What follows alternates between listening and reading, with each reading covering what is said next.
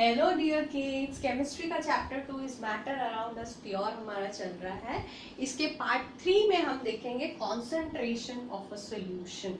तो जो हमारा सोल्यूशन होता है उसका कॉन्सेंट्रेशन चेक करने के लिए ये कुछ दो फॉर्मूले आपके सिलेबस में दिए हुए हैं और एक छोटा मोटा न्यूमेरिकल इस चैप्टर से आ जाता है जो इस न्यूमेरिकल पे बेस्ड होता है। तो इसको समझने के लिए कुछ छोटी मोटी टर्मिनोलॉजीज हम समझ लेते हैं। हमने सुना होगा कि ये सोल्यूशन बहुत ही कॉन्सेंट्रेटेड है, जैसे कि फिनाइल होता है या कोई इस तरह की चीजें आपने सुनी होगी कि ये चीज बहुत ही कॉन्सेंट्रेटेड है, इसको डाइल्यूट करके यूज कीजिएगा। कोई मेडिसिन होती है या कुछ ऐसा। तो क्या मतलब होता है कॉन्सेंट्रेटेड का, डाइल्यूट करने का? तो हमें पता ही है, अगर डाइल्यूट करना है हमें किसी चीज को, हमें उसमें और वाटर मिलाना पड़ता है, दैट मीन्स और सॉल्वेंट मिलाना पड़ता है, दैट उसमें सॉल्वेंट की परसेंटेज ज्यादा हो जाए एज कंपेयर टू सॉल्यूट के परसेंटेज के कंपैरिजन में। तो सॉल्यूट से बहुत ज्यादा सॉल्वेंट हो जाता है, उसे डाइल्यूट बोलते हैं। तो डाइल्यूट एंड कॉन्सेंट्रेटेड ये दो कंपैरेटिव टर्म्स हैं। दैट मीन्स हम कोई दो सॉल्यूशंस को कंपेयर करने के लिए हम ये कॉन्सेंट्रेटेड सॉल्यूशन है या ये डाइल्यूट सॉल्यूशन है, इस तरह की टर्मिनोलॉजीज यूज करते हैं। फॉर एग्जांपल हमारे पास दो तरह के शुगर सॉल्यूशन है हमारे पास, A and B. Sugar solution A and sugar solution B. तो हम बोलेंगे कि ये ज्यादा कॉन्सेंट्रेटेड है ए और बी डाइल्यूट है। ये कॉन्सेंट्रेटेड सोल्यूशन है और ये डाइल्यूट सोल्यूशन है। इसका मतलब ये है कि इसके कंपैरेटिव बी के कंपैरेटिव ए में शुगर ज्यादा है, मतलब सोल्यूट ज्यादा है, अमाउंट ऑफ सोल्यूट ज्यादा है ए में एज कंपेयर टू बी, इसलिए हम उसे कॉन्सेंट्रेटेड सोल्यूशन बोल रहे हैं। और बी को हम डाइल्यूट सोल्यूशन बोल रहे हैं। इट मींस ए के कंपैरेटिव उसमें शुगर कम है, सोल्यूट कम है, सॉल्वेंट से कंपैरिजन नहीं हो रहा है। अगर मैं बोल रही हूँ कि solution A is a concentrated solution, it doesn't mean कि उसमें सॉल्वेंट से ज्यादा सोल्यूट है, ऐसा नहीं है। सॉल्वेंट से कंपैरिजन नहीं है, यहाँ कंपैरिजन है दो सॉल्यूशंस में और उन दोनों में जो अमाउंट ऑफ सोल्यूट प्रेजेंट है, सोल्यूट से सोल्यूट का कंपैरिजन हो रहा है। तो जिसमें सोल्यूट ज्यादा होगा वो कॉन्सेंट्रेटेड सोल्यूशन होगा और जिसमें सोल्यूट कम होगा वो डाइल्यूट सोल्यूशन होगा। तो डाइल्यूट और कॉन्सेंट्रेटेड दो कंपैरेटिव टर्म्स हैं, हम उसे कंपेयर करने के लिए उसे यूज करते हैं। तो जिसमें अमाउंट ऑफ सोल्यूट ज्यादा होता है उसे कॉन्सेंट्रेटेड सोल्यूशन बोलते हैं, जिसमें अमाउंट ऑफ सोल्यूट कम होता है उसे डाइल्यूट सोल्यूशन बोलते हैं। ठीक है, सॉल्वेंट से कंपैरिजन नहीं है उसका। ठीक है, अब एक टर्म आता है सैचुरेटेड सोल्यूशन। सैचुरेटेड सोल्यूशन क्या होता है?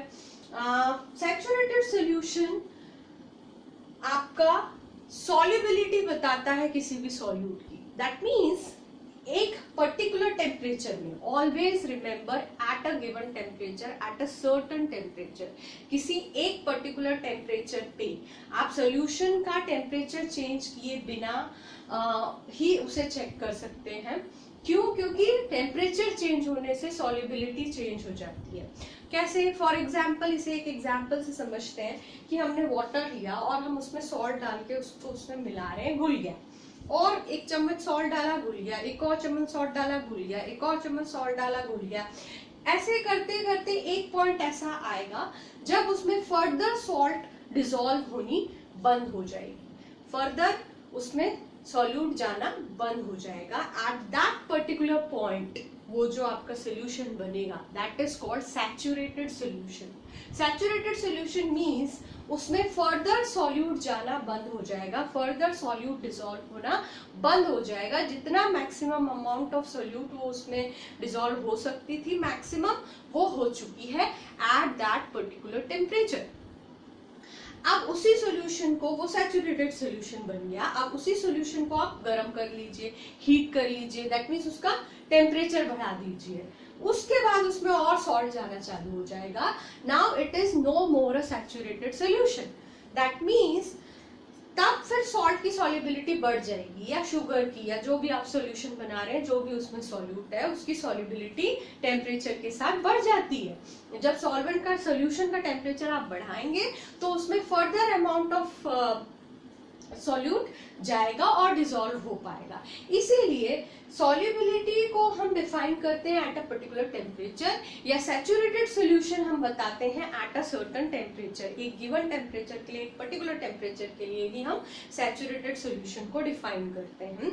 इसीलिए एट गिवन टेम्परेचर लिखना बहुत इंपॉर्टेंट है यहाँ पे, है ना। तो solubility of a solute, solute की सॉल्युबिलिटी, किसी भी सब्सटेंस की सॉल्युबिलिटी मेजर करने का मतलब है कि एट अ पर्टिकुलर टेम्परेचर किसी सॉल्वेंट में वो कितने अमाउंट तक डिसॉल्व होने के बाद वो सैचुरेटेड सॉल्यूशन बन जाएगा।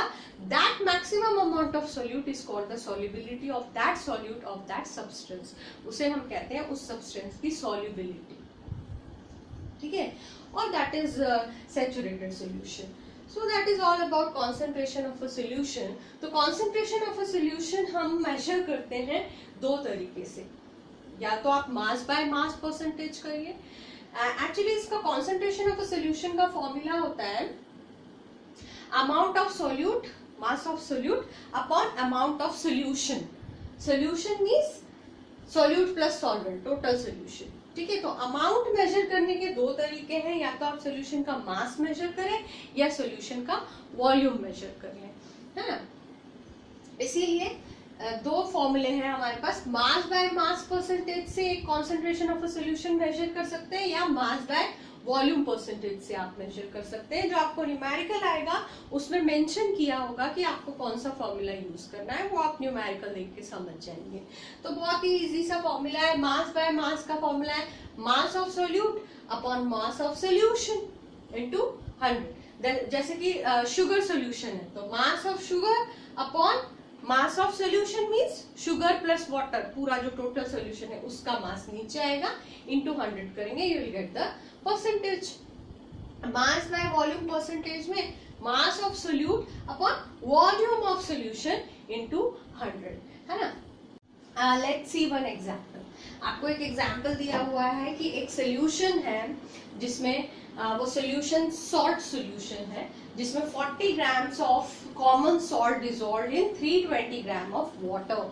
तो आपका यहाँ पे सोल्यूट है कॉमन सॉल्ट NaCl, और आपका जो वाटर है वो आपका सॉल्वेंट है। तो आपका सॉल्ट है 40 ग्राम और वाटर है 320 ग्राम, और आपको कैलकुलेट करना है concentration of a solution in terms of mass by mass percentage. ये गिवन है, क्वेश्चन में गिवन है कि मास बाय मास परसेंट से निकालना है। So that's very easy. आपने फॉर्मूले में देखा, आपको क्या लगाना है, मास of solute upon mass of the solution, because mass by मास लगाना है। तो मास ऑफ द सोल्यूट क्या है, सोल्यूट क्या है हमारा कॉमन सॉल्ट, और उसका मास कितना दिया हुआ है 40 grams, upon mass of the solution. Solution means पूरा सोल्यूशन, सॉल्ट प्लस वाटर। तो salt plus water total mass कितना हो गया 320 प्लस 40 दैट इज 360 ग्राम्स। दोनों ग्राम्स में है, कोई प्रॉब्लम नहीं है। 320 प्लस 40 इज 360 ग्राम्स इनटू 100 करने से आपका परसेंटेज में निकल जाएगा। आप 0 से 0 कैंसिल करिए, 4 9s are 36, so that will be 100 upon 9, that will be around 11.1%. So 11.1% is the concentration of this solution, mass by mass percentage. In terms of mass by mass percentage, concentration of this salt solution is 11.1%. So that's all for today, kids. Thank you. Bye bye.